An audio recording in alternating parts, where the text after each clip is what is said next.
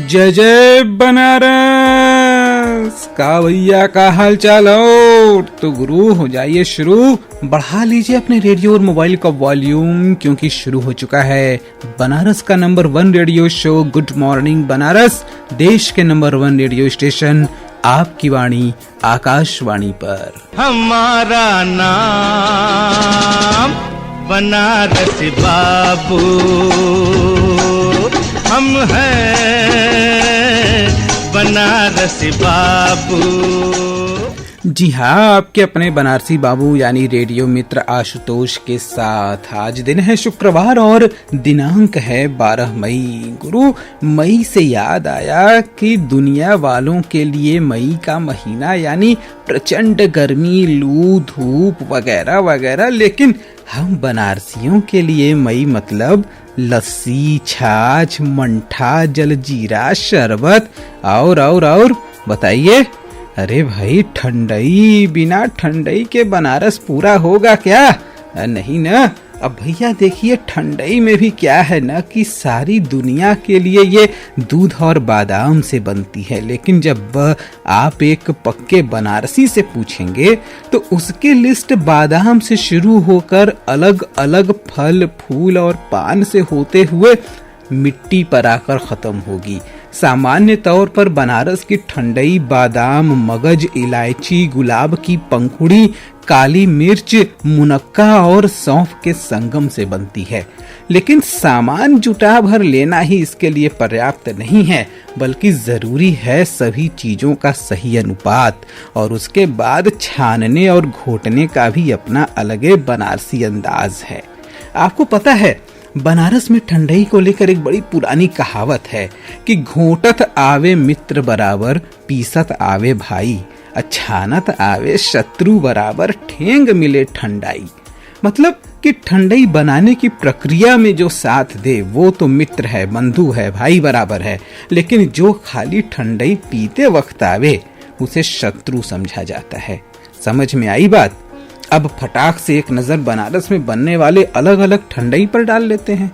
तो देखिए गुरु, बनारस में बेला, गुलाब, खस, रातरानी और रजनीगंधा जैसे फूलों की गंध को ठंडई में समाहित करना ये बड़ी आम बात है। और फलों में आम, अमरूद, जामुन, फालसा के अलावा केसर और मगही पान की ठंडई की है बात ही क्या है।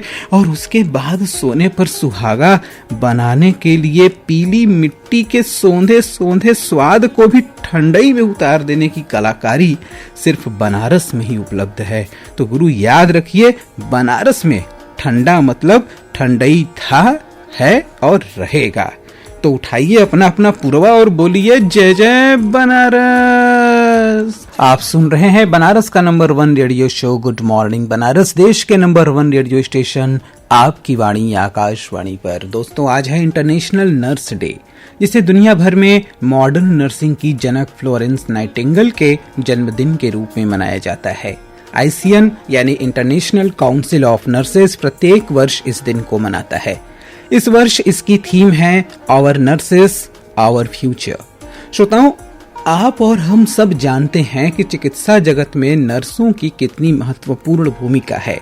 बिना उनके स्वास्थ्य सेवाओं की कल्पना भी नहीं की जा सकती। ऐसे में चिकित्सा के क्षेत्र में नर्सों के योगदान और महत्व को साझा करने के लिए हमारे साथ जुड़ चुकी हैं IMS BHU की सीनियर नर्सिंग ऑफिसर मिसेस शिल्पी सिन्हा।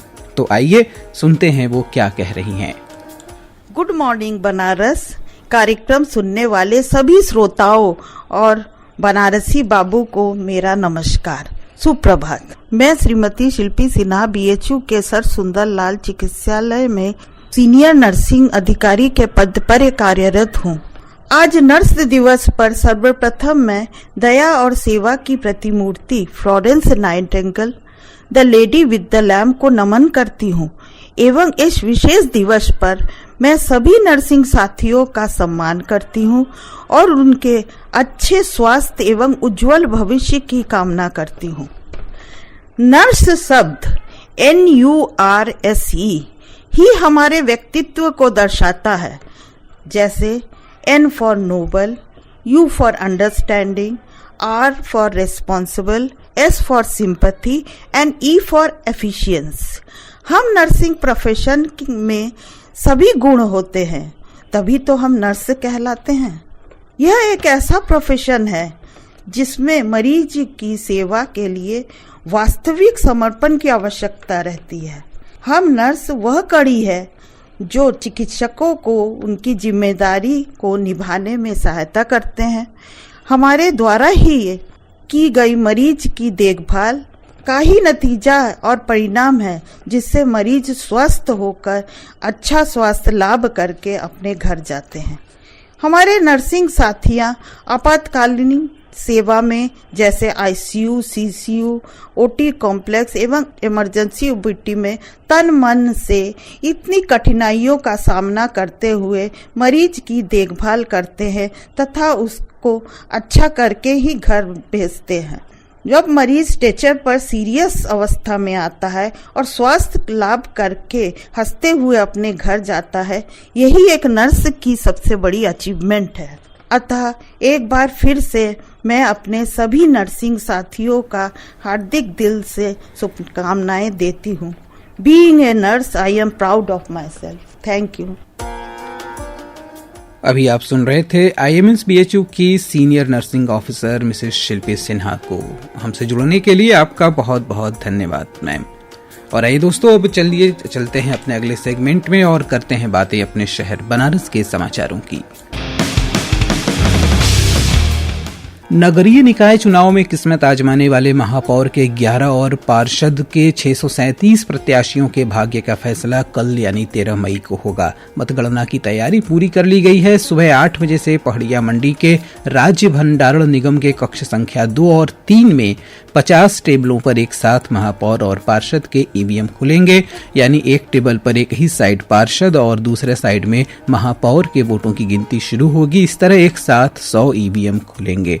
आपको जानकारी दे दें कि कल निकाय चुनाव के दूसरे और अंतिम चरण में पूर्वांचल के मिर्जापुर और आजमगढ़ मंडल के 6 जिलों में मतदान हुए। दूसरे चरण में भी मतदाता सूची में नाम न होने से लोग परेशान तो होते ही रहे, साथ ही साथ कई स्थानों पर फर्जी मतदान को लेकर झड़प, मारपीट और पुलिस की कार्यवाही भी हुई।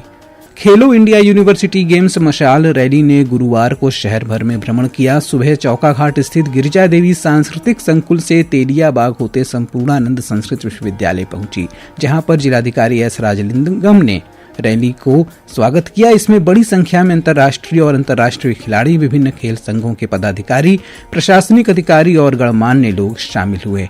नगर भ्रमण के बाद मशाल रैली जौनपुर के लिए रवाना हो गई। आपको बता दें कि खेलो इंडिया यूनिवर्सिटी गेम्स 2023 के तृतीय संस्करण का आयोजन 25 मई से लखनऊ, गौतम बुद्ध नगर, वाराणसी, गोरखपुर और दिल्ली में किया जा रहा है। 3 जून तक चलने वाले गेम्स की तैयारियां अपने अंतिम दौर में हैं। इसमें देश भर से 4705 एथलीट्स, 941 सपोर्ट स्टाफ, 1500 वॉलंटियर यहां आएंगे।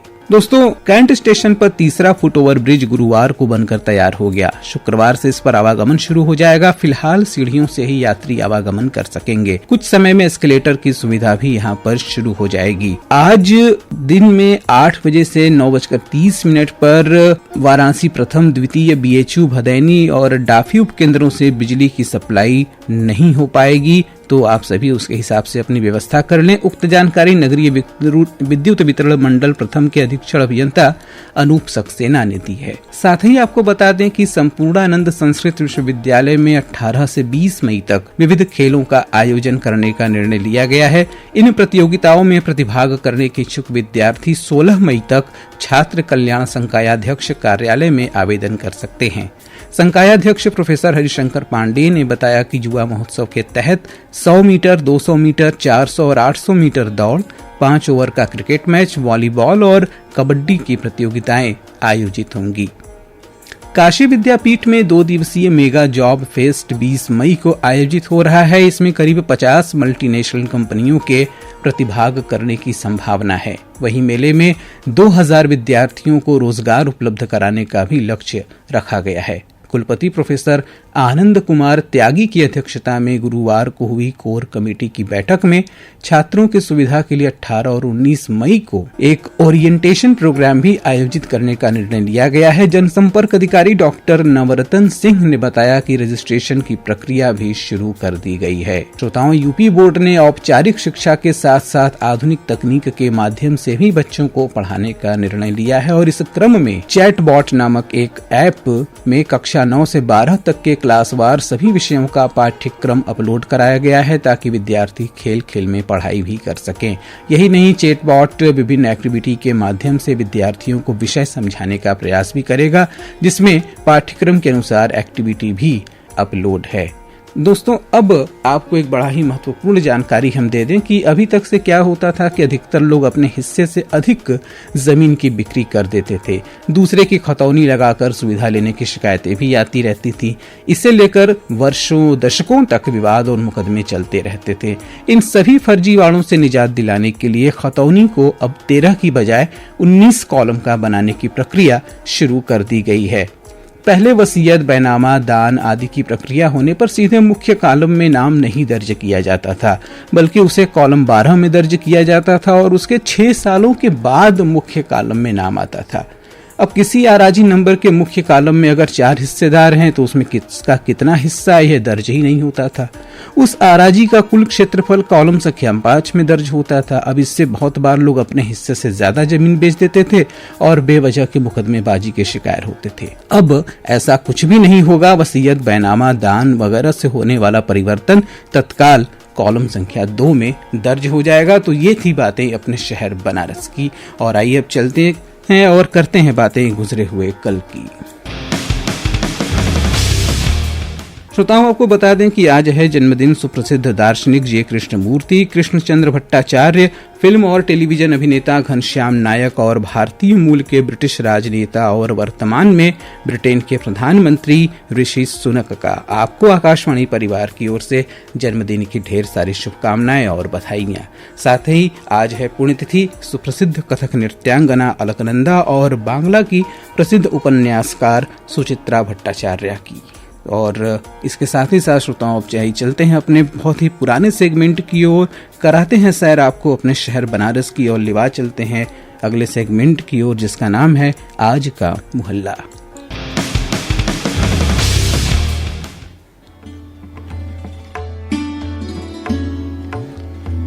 दोस्तों, मछुदरी पार्क में लगे बिड़ला के घड़ी स्तंभ की उत्तर दिशा में स्थित त्रिलोचन पुलिस चौकी के पीछे से जाने वाली सड़क पर उत्तर दिशा में लगभग आधा किलोमीटर जाने पर पूरब पट्टी में ओमकारेश्वर नामक मोहल्ला बसा हुआ है। वाराणसी नगर निगम के आदमपुरी वार्ड में पड़ने वाले इस मोहल्ले के चारों ओर छित्तनपुरा, पठानी टोला, चौहट्टा लाल खां, कोयला बाजार और मछुदरी आदि मोहल्ले हैं। ओमकारेश्वर मोहल्ले तक जाने के लिए जबकि हनुमान फाटक, बलुआ वीर और भदौं चुंगी आदि स्थानों की ओर से भी रास्ते हैं, लेकिन अभी मछुदरी पार्क की ओर से जाने वाला जो रास्ता मैंने बताया वो सबसे ज्यादा आसान और सुगम है। इस मोहल्ले में अमरकंटक मध्य प्रदेश के ओमकारेश्वर ज्योतिर्लिंग का प्रतीक शिवलिंग होने के कारण ही इसका नाम ओमकारेश्वर पड़ा। काशी खंड के अनुसार वाराणसी में तपस्यारत ब्रह्मा जी के समक्ष सप्त पाताल को भेद कर 10 दिशाओं को उद्दीप्त करने वाली परम ज्योति प्रकट हुई। भूतल के फटने से हुई कर्णभेदी ध्वनि को सुनने से ब्रह्मा जी की समाधि भंग हो गई। उन्होंने अपने सामने आदि अक्षर ब्रह्म ओमकार को देखा। ब्रह्मा जी ने अकार, मकार, उकार, नाद और बिंदु वाले ओम संज्ञा से विभूषित 4 श्रृंग, 7 हाथ, 2 मस्तक और 3 चरण वाले देव को देखा और उनकी स्तुति की, जिससे भगवान शिव प्रसन्न हुए और उन्होंने ब्रह्मा जी की प्रार्थना के अनुसार इस शिवलिंग में हमेशा हमेशा के लिए बस जाने का आशीर्वाद दिया। मान्यताओं के अनुसार मोक्ष प्रदान करने वाले शिवलिंग की आराधना करते हुए वामदेव, कपिल, सावर्णिक, श्रीकंठ, पिंगल, अंशुमान और अघोर नामक पाशुपत इसमें लीन हो गए। आपको बता दें कि काशी की पंचायतन, षडंग और चतुर्दशायतन यात्राओं में ओमकारेश्वर का प्रमुख स्थान है। विश्वेश्वर एवं केदारेश्वर की ही भांति ओमकारेश्वर की भी अंतर्गृही यात्रा वाराणसी में प्राचीन काल से होती रही है, जो कि मछुदरी तीर्थ में स्नान और आचमन से शुरू होती थी और ओमकारेश्वर मंदिर में संकल्प लेकर क्रमशः प्रहलाद घाट, गणेश घाट, सिद्धेश्वरी, भैरवनाथ, ईश्वरगंगी, शैलपुत्री आदि स्थानों के कुल 105 देवताओं का दर्शन पूजन करते हुए दोबारा ओमकारेश्वर में ही पूर्ण होती थी।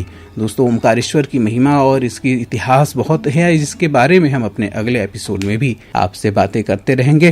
फिलहाल घड़ी की सुइयां अब इशारा कर रही हैं कि बनारसी बाबू चलने का वक्त हो रहा है। तो गुरु, चलते चलते आपसे बस एक ही बात कहेंगे कि कंकर कंकर मेरा शंकर, मैं लहर लहर अविनाशी हूँ, मैं काशी हूँ, मैं काशी हूँ, मैं काशी हूँ, मैं काशी हूँ। तो ऐसी दिव्य और नव्य और भव्य काशी में आप रह रहे हैं, तो काशी में रहिए, मस्त रहिए। तो गुरु अब चले कर अनुमति दा, मस्त रहा मस्त करा। जय जय बनारस।